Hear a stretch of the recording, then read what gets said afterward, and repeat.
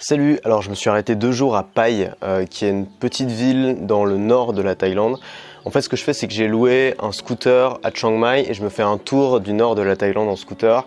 Et du coup, ça me permet de voir des paysages magnifiques. Là, je suis dans un hôtel avec une vue sublime sur la vallée, avec un superbe gazon devant. Et justement, je voulais te parler de gazon, je voulais te parler de pelouse. Et tu vas me dire, mais pourquoi tu vas me parler de pelouse? C'est bizarre comme truc. Et je voulais te parler de pelouse parce que j'ai lu un truc là dans un bouquin récemment qui m'a amusé. Le gars expliquait que les pelouses étaient apparues au Moyen-Âge. Donc avant ça n'existait pas, personne faisait pousser comme ça de l'herbe devant chez lui, ça paraissait un peu ridicule. Et les pelouses sont apparues au Moyen-Âge dans les châteaux par des gens qui voulaient montrer qu'ils avaient tellement d'argent, tellement de moyens qu'ils pouvaient se permettre de le gaspiller. C'est-à-dire que à l'époque les paysans ils vivaient dans leurs fermes, dans la bouse. Bon, ils pouvaient pas s'amuser à faire pousser de la pelouse. Ce qu'ils faisaient, c'est que quand ils avaient des terres cultivables, ils faisaient pousser de la bouffe. Et puis la pelouse, ça demandait de l'entretien, ça demandait des efforts, ça demandait de l'eau, ça demandait de la place, ça demandait plein de choses que finalement seuls les riches, seuls les aristocrates pouvaient se payer. Et donc avoir du gazon, avoir de la pelouse devant son château, ça voulait dire qu'on pouvait se permettre finalement de perdre de la place et de perdre du temps avec ça. Et donc on était quelqu'un de privilégié, quelqu'un d'au-dessus.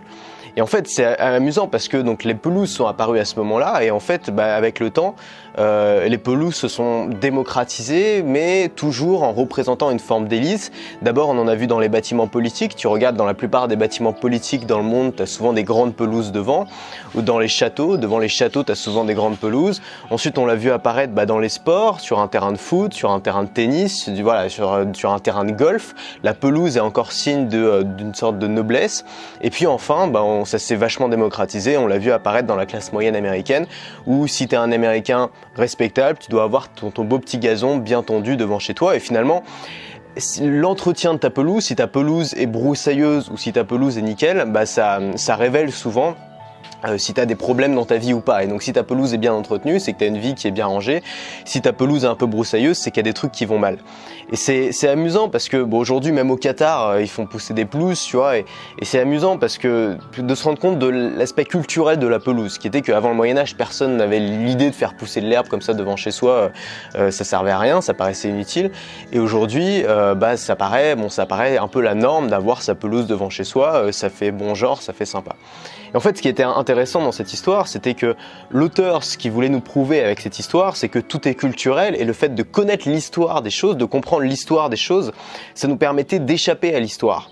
Parce qu'aujourd'hui, si toi t'as envie, si tu connais cette histoire-là, tu te dis peut-être, moi j'ai pas envie d'avoir une pelouse parce que j'ai pas envie de jouer à ce jeu-là. Et moi, devant chez moi, je vais me faire mettre, je sais pas, de la pierre japonaise, un truc qui paraîtrait bizarre à plein de gens, parce que justement, j'ai pas envie de m'inscrire dans cette histoire-là, j'ai pas envie d'être prisonnier de cette histoire-là. Et j'ai trouvé ça super intéressant parce que finalement, moi je me reconnais vraiment là-dedans, dans le fait de vouloir un peu rien faire comme tout le monde et parfois on se moque un peu de moi pour ça. Je sais, j'ai des amis et tout, à chaque fois je leur parle d'une nouvelle lubie, un nouveau truc que j'ai envie de faire, et ils me disent mais t'as vraiment envie de rien faire comme tout le monde? Et c'est vrai que quand j'y pense, j'aime bien faire des trucs un petit peu différemment de tout le monde et c'est pas par... je pense que t'es comme ça aussi, si tu regardes mes vidéos, on est dans le même délire, on a envie d'avoir une vie différente, on a envie de faire des choses comme nous, on l'a choisi. Et certaines personnes voient ça comme une forme d'arrogance un petit peu en disant les gens, c'est des moisis, moi je veux faire les choses mieux que tout le monde. Mais c'est pas forcément faire les choses mieux que tout le monde, c'est juste se poser des questions. C'est-à-dire qu'on est quand même né dans un monde où il y a tellement de choses qui ont été créées par d'autres gens que on peut se poser la question de pourquoi c'est là, ne serait-ce que par curiosité. Pourquoi on a des pelouses devant chez nous? Pourquoi on a des meubles en bois? Pourquoi on a des chaises à bascule? Pourquoi on a toutes ces choses-là qu'on a autour de nous? Est-ce que finalement tout ça, ça a vraiment du sens? Est-ce que finalement tout ça, on pourrait pas le remettre en cause?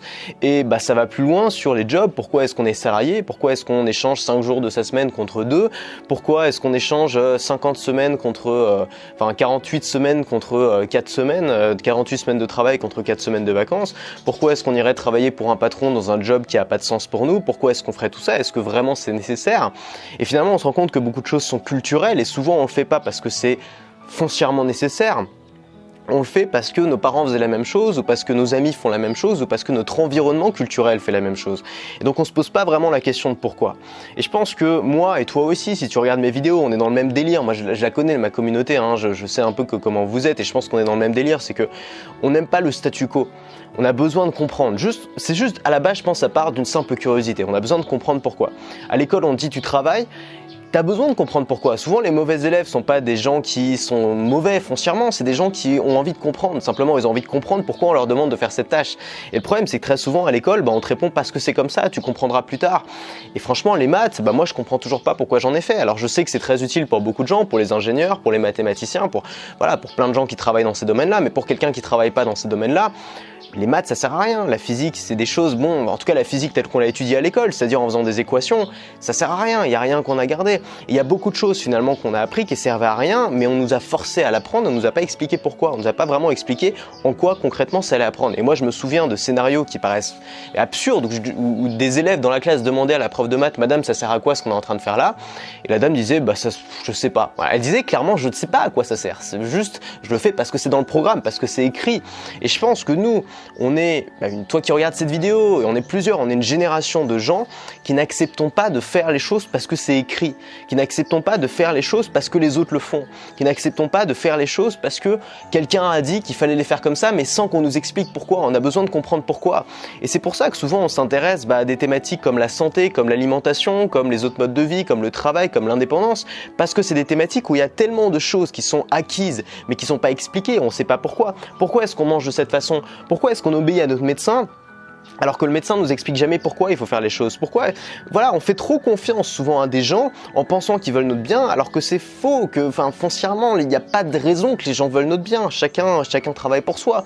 Donc c'est intéressant de temps en temps de se poser la question, ok, je suis pas dans le monde des bisounours, j'ai conscience que le monde autour de moi n'est pas tourné vers moi et n'est pas là pour mon bien, et donc je vais prendre la responsabilité de mon bien-être, je vais prendre la responsabilité de ma vie, et je vais essayer de comprendre quels sont mes besoins et comment je peux, moi, y répondre. Il y a une étude qui a été faite où on posait la question aux gens, dans quel quartier est-ce que vous voulez vivre? Quel est le quartier de rêve pour vous? Dans quel environnement est-ce que vous voudriez vivre? Il y avait en moyenne toujours à peu près les mêmes chiffres qui sortaient. Il y avait 30% des gens qui voulaient vivre dans des quartiers un peu reculés, plutôt à la campagne, plutôt dans des endroits tranquilles, et 70% des gens qui voulaient être plutôt dans des quartiers animés, des endroits où on pouvait sortir, bouger, etc. Et ce qui est marrant, c'est que quand tu compares ce que te disent les gens sur l'endroit où ils veulent vivre et les chiffres, on se rendait compte finalement que peu importe ce dont voulaient les gens, le premier critère sur l'endroit dans lequel vivaient les gens, c'était leur niveau de revenu. C'était exactement ça. C'est-à-dire les gens qui avaient un haut revenu vivaient dans des endroits de riches, les gens qui avaient un faible revenu vivaient dans des endroits de pauvres. Et c'était le seul critère finalement. Alors que tu avais des gens qui avaient de l'argent, qui avaient les moyens finalement de vivre à l'endroit où ils voulaient vivre, mais ils te disaient qu'ils voulaient vivre dans un endroit reculé et finalement ils vivaient dans le 16e parce que c'était des riches et que ils se sont dit moi je suis riche dans le 16e. Parce qu'ils sont riches, ils vont dans des grands restaurants alors qu'ils préféraient peut-être la cuisine d'un petit boui-boui qui fait de la bonne bouffe bien française. Et souvent je pense que on fait les choses non pas parce qu'on a envie de les faire, non pas parce que c'est des choses qui nous attirent, mais on fait les choses parce que c'est les choses qui correspondent à notre milieu, à notre classe sociale, à notre éducation, à l'image de qui on est. C'est-à-dire qu'on pense être ce type de personne parce que les autres nous voient comme telle personne et donc on fait des choses qui nous valident auprès des autres. Mais on fait pas des choses qui nous permettent de nous épanouir, qui nous permettent d'avoir une vie heureuse. Et je pense que moi, si j'ai envie justement de faire rien comme les autres, et toi c'était sûrement dans ce cas-là aussi, c'est justement parce que on a envie de faire les choses pour les bonnes raisons et pas juste pour la validation. Et finalement faire ça, on pourrait penser que c'est épuisant, on pourrait se dire mais attends, mais tu peux pas remettre en cause tout ce qu'il y a autour de toi, tu peux pas remettre en cause toute ton éducation, et c'est vrai. Finalement il y a plein de choses qu'on finit par accepter, si on remettait vraiment tout en cause, on finirait complètement fou, on finirait dans un asile, tu vois, ou alors on finirait dans un complètement exilé de la société parce qu'on deviendrait fou. Et finalement l'idée, moi je pense pas que la solution ce soit de tout remettre en cause et de vouloir rien faire comme les autres, en mode, il y a un film là-dessus qui avait un film par Eric Judor qui s'appelle Problemos, qui est un film, ce film n'est pas extra, mais j'ai regardé il y a pas longtemps et il illustre vraiment l'absurdité des gens qui veulent rien faire comme tout le monde. En fait, c'est un groupe de gens qui vit en autarcie de la société, qui sont un peu anticapitalistes et tout, et il y a une apocalypse sur Terre, tout le monde est mort, et donc ils se disent écoutez, c'est génial, on peut enfin refaire notre monde, et donc ils disent écoutez, qu'est-ce qu'on fait lundi? Et il y en a un qui dit mais attendez, pourquoi lundi? Pourquoi on devrait reprendre ces jours de la semaine créés par d'autres gens? On va créer autre chose, on va pas l'appeler lundi, on va l'appeler Undi. Et donc finalement ce que le film veut montrer, c'est qu'en voulant rien faire comme tout le monde, on finit par devenir un peu un cliché de soi-même, et on finit finalement, ces gens-là, on en connaît tous un peu, des gens comme ça, des babas cool qui veulent rien faire comme tout le monde, et finalement ils font tous un peu la même chose. Donc l'idée c'est pas de tout changer, je veux dire les jours de la semaine c'est une bonne invention, l'idée c'est juste de remettre en cause ce qui nous rend malheureux. Et ça en fait c'est fun, c'est-à-dire que t'as pas besoin d'être contre tout le monde, t'as pas besoin d'être en mode rageux qui déteste tout le monde et qui veut vivre en autarcie. En fait tu peux le voir comme un jeu, et moi c'est la façon dont j'ai décidé de le voir, c'est-à-dire que y a plein de choses que j'accepte parce que je pense que c'est bien, que c'est positif, et il y a des choses que j'accepte pas parce que je pense que ça me rend malheureux, ça m'aide pas. Et dans ce cas-là, j'essaye de créer un jeu autour de ça. Et le jeu, c'est quoi? Le jeu, c'est de trouver une alternative. Le jeu, c'est de créer mon alternative. Par exemple, tu vois, j'arrive dans le monde du travail, je fais un stage et tout, je me rends compte que c'est pas pour moi. Il y a deux cas de figure. Soit je décide de devenir un rageux, de détester tout le monde et de devenir extrémiste. Soit je décide de me dire, ok, bon, ça, d'accord, c'est ce qu'on me propose. Ça m'intéresse pas. Je sais que je vais être malheureux si je fais ça. Qu'est-ce que je peux faire pour trouver une solution à ce problème pour moi? Comment est-ce que je peux créer mon propre truc finalement pour ne plus avoir besoin de prendre cette voie par défaut? Et je suis convaincu qu'on a plus de pouvoir qu'on le pense.